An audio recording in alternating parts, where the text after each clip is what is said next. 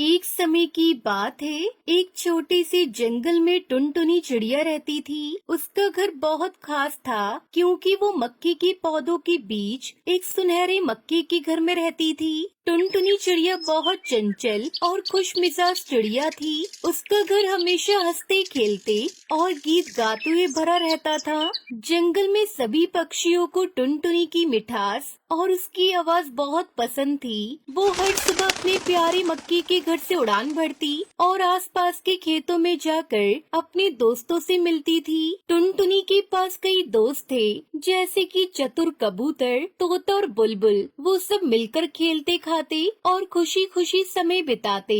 लेकिन जंगल में कुछ शरारती पक्षी भी थे, चील और कालू कौआ, जो हमेशा दूसरों को परेशान करने की सोचते थे।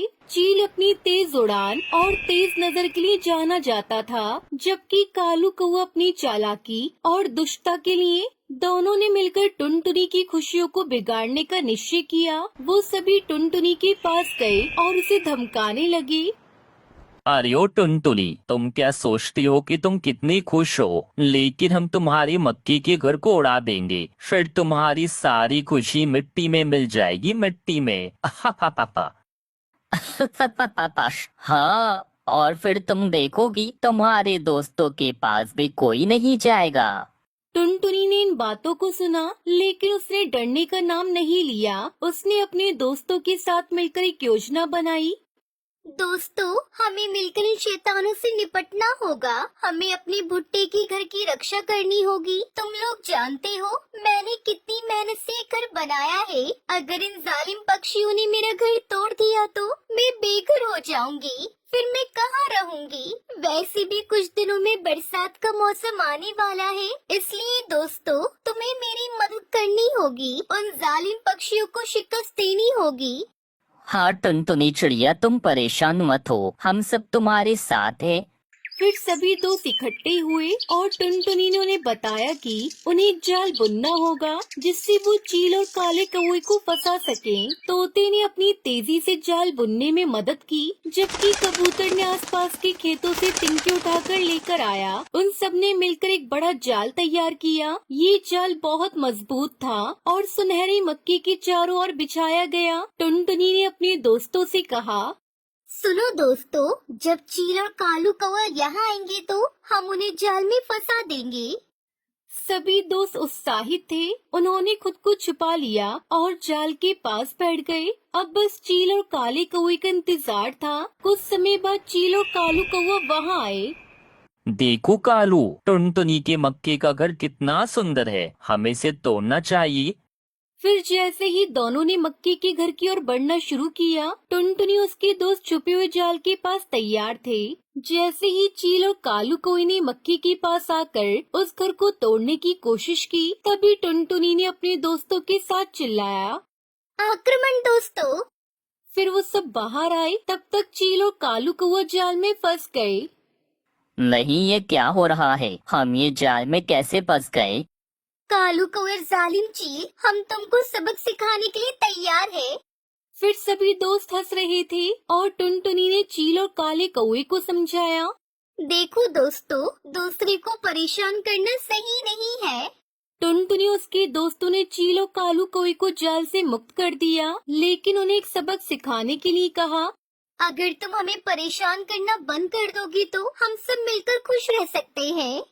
चील और कालू कौवे ने अपनी गलती मान ली और वादा किया कि वो अब टुनटुनी उसके दोस्तों को परेशान नहीं करेंगे। इस घटना के बाद चील और कालू कौवे ने टुनटुनी उसके दोस्तों के साथ मिलकर खेलना शुरू किया।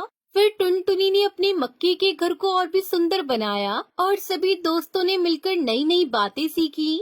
जंगल में अब शांति थी और सभी पक्षी एक दूसरे के साथ खुश रहते थे। टुनटुनी की मिठास और उसके दोस्तों की दोस्ती ने जंगल को और भी खूबसूरत बना दिया। एक दिन टुनटुनी ने सोचा कि वो अपनी मक्के के घर में कुछ नया करना चाह रही है। उसने अपने दोस्तों से कहा, चलो दोस्तों, हम अपनी मक्के के घर को सजाएंगे और उस घर को और भी आकर्षित बनाएंगे। उसमें हम आराम से खेल सकते हैं और पार्टी कर सकते हैं। हाँ टुनटुनी, तुम बिल्कुल सही कह रही हो। हम तुम्हारे भुट्टे के घर को फूलों से सजाएंगे और उसे खूबसूरत बनाएंगे। फिर सभी ने मिलकर काम शुरू किया। तोते ने फूलों को इकट्ठा किया और मक्की के घर को सजाया। जब सब कुछ तैयार हो गया तो टुनटुनी ने एक बड़ी पार्टी रखने का निर्णय लिया। उसने सभी को आमंत्रित किया। गांव के सभी पक्षी खुश होकर आए और उन्होंने मिलकर मस्ती की।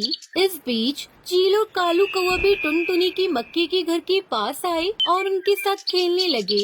इस प्रकार टुनटुनी चिड़िया, चील और कालू कौवे की कहानी ने हमें सिखाया कि दोस्ती और एकता से किसी भी बाधा को पार किया जा सकता है। टुनटुनी ने न केवल अपने भुट्टे के घर की रक्षा की, बल्कि उसने अपने दुश्मनों को भी दोस्तों में बदल दिया। जंगल में फिर से खुशियाँ लौट आई और टुनटुनी चिड़िया का भुट्टे का घर हमेशा प्यार हंसी से भरा रहा। जंगल में अब कोई भी अकेला नहीं था। अब हर कोई एक दूसरे की मदद करते थे। टुनटुनी चिड़िया का भुट्टा घर सिर्फ एक घर नहीं था, बल्कि दोस्ती, प्यार और एकता का प्रतीक बन गया। ये कहानी है राजस्थान के जंगल में रहने वाली गरीब टुनटुनी चिड़िया और उसकी दो मासूम बेटियों की। टुनटुनी चिड़िया का पति कालू कौवा बहुत ज्यादा शराब पीता था। वो सारा दिन शराब के नशे में ही रहता था और कुछ भी काम नहीं करता था। दूसरी तरफ टुनटुनी चिड़िया चाहकर भी खुद घर से बाहर काम के लिए नहीं जा सकती थी, क्योंकि अपनी बच्चियों को वो किसी के भरोसे नहीं छोड़ सकती थी। लेकिन बच्चियों का पेट भरने के लिए उसे कुछ तो करना ही था। इसके लिए टुनटुनी चिड़िया ने अपने घर के बाहर ही एक वड़ा पाव का ठेला लगाना शुरू कर दिया।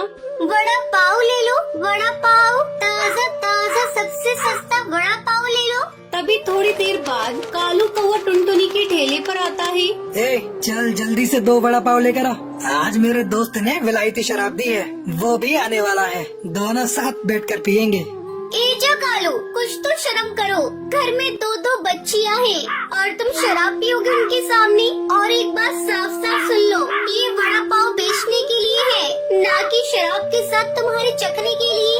अच्छा, जुबान चलाती है तू है? रुक, अभी बिकवाता हूँ तेरे वड़ा पाव। कालू कौवा टुनटुनी चिड़िया का वड़ा पाव का ठेला पलट देता है, जिससे सारे वड़ा पाव जमीन पर गिर जाते हैं और ज्यादातर वड़ा पाव पास की नदी में गिर जाते हैं। अब वो बेचने लायक बिल्कुल भी नहीं थे। ले अब बेच। और सुन मेरी बात, तू और तेरी वो मनहूस बेटियां सब की सब निकलो मेरे घर से। तुम लोगों की कोई जरूरत नहीं है मेरे घर में। एक बेटा मांगा था, वो तो तू दे नहीं पाई।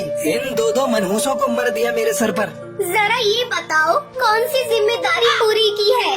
सारा दिन सिवाय शराब पीने की करते क्या हो? मेरी बच्चियां भूखी प्यासी मेरी मदद करती हैं और तुम्हें तो हमारी मेहनत की भी कदर नहीं है। तुम भी अच्छे से सुन लो मेरी बात, तुम्हें जो करना है कर लो। मैं और मेरी बच्ची इस घर को छोड़कर कहीं नहीं जाएंगी, क्योंकि इस घर को हम अपनी मेहनत से चलाते हैं, तुम नहीं। तेरी इतनी हिम्मत है, मुझसे जुबान लड़ाएगी तू? आज मैं तुझे जिंदा नहीं छोड़ूंगा।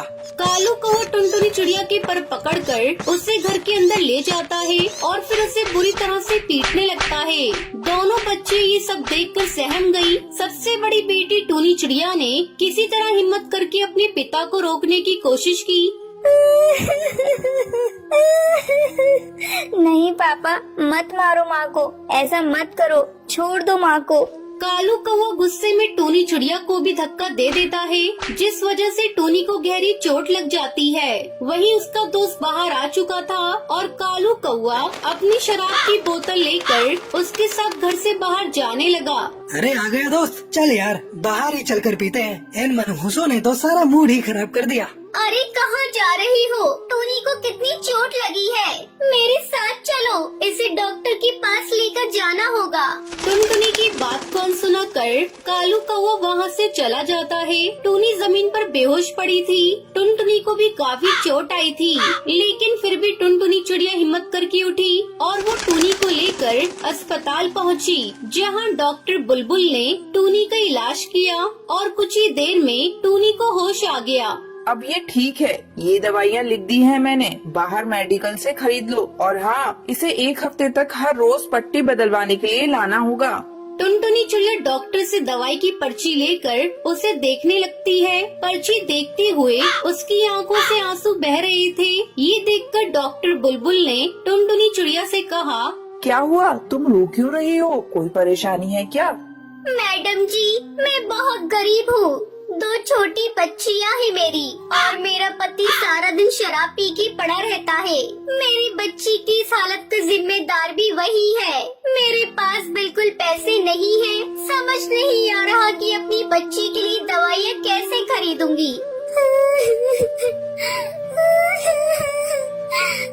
ये कहकर टुनटुनी चिड़िया जोर जोर से रोने लगती है। डॉक्टर बुलबुल को टुनटुनी पर दया आ जाती है। वो अपने पास से टुनटुनी चिड़िया को सारी दवाइयाँ दे देती है, वो भी मुफ्त में। मैडम जी, आप नहीं जानती आपने मेरी कितनी बड़ी मदद की है। मैं आपका ये एहसान कैसे चुकाऊंगी। इतना मत सोचो। अच्छा ये बताओ, तुम्हारे घर का खर्चा कैसे चलता है? अपनी बच्चियों को स्कूल भेजती हो कि नहीं?